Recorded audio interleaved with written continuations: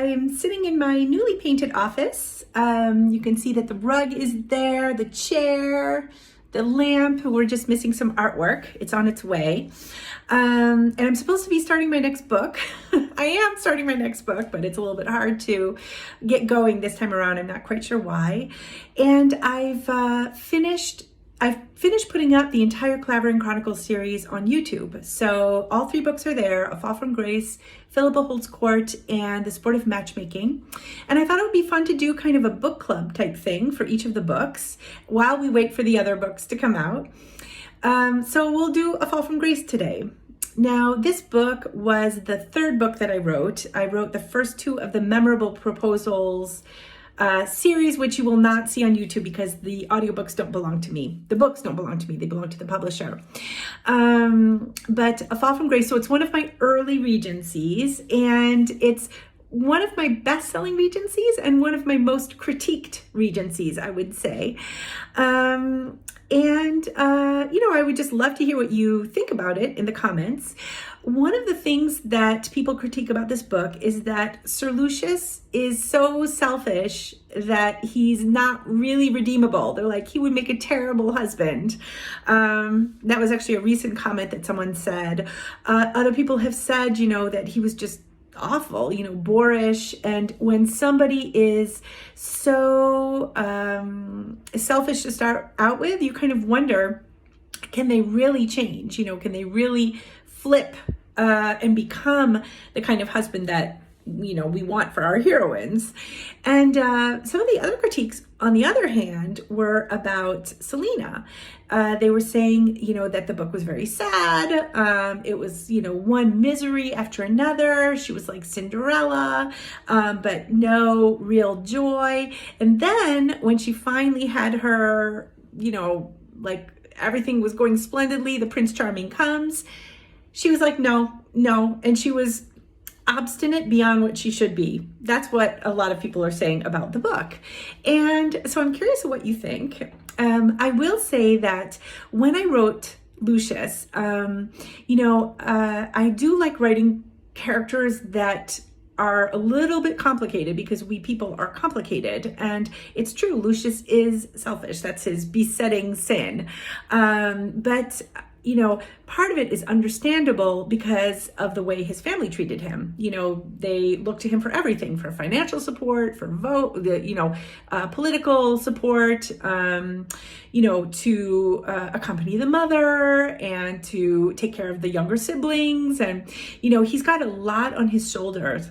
And then on top of it, he's kind of sought after by all of these debutantes and women that would like his fortune. Plus, he's not bad to look at. And he's just so tired of being courted in such a way where it's kind of taking away the choice about what he wants in his life. And so that's why I made him like that. And I wanted to have a woman of noble character catch his eye. And in order for her character to be revealed, I had to make Selena really hard pressed on every side. Everybody was so mean to her, she's got the widow, Harridan. She's got Lord Harridan, who's kind of pursuing her, but in a really uncomfortable way. And then she's got this, this ward that she has to take care of, and who's just awful. And so, her life is really not great. And there is a crucial time, for those of you who have read, where, Lucius should have stood up for her, and he did not. A very public thing where he did not stand up for her, and he had to be rebuked by his younger brother. And, this is what has, people kind of puzzling their brows. Like, usually a hero, they will come through at the right time, and he did not. So is he a true hero, or is he an anti-hero? But that's the way it came out. I don't have any magical reasons for why I wrote it the way I did, but it just, I just really wanted him to go to the extent of his selfishness and really see what he had done, which was kind of the turning point for him and where he changed. And yes, he couldn't change and suddenly become all warm and fuzzy because it's not who he is, but change enough where that determination to keep everybody at arm's length, he was using that same determination to win Selena.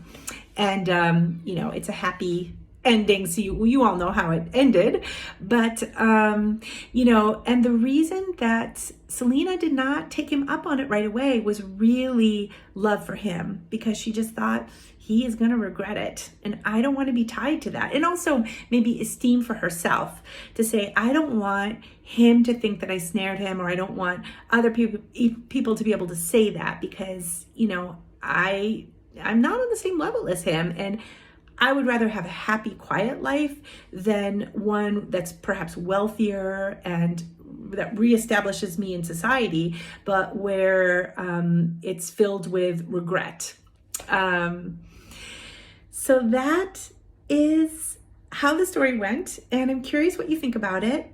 Don't hesitate to leave your thoughts in the comments. Thanks so much for listening and following along.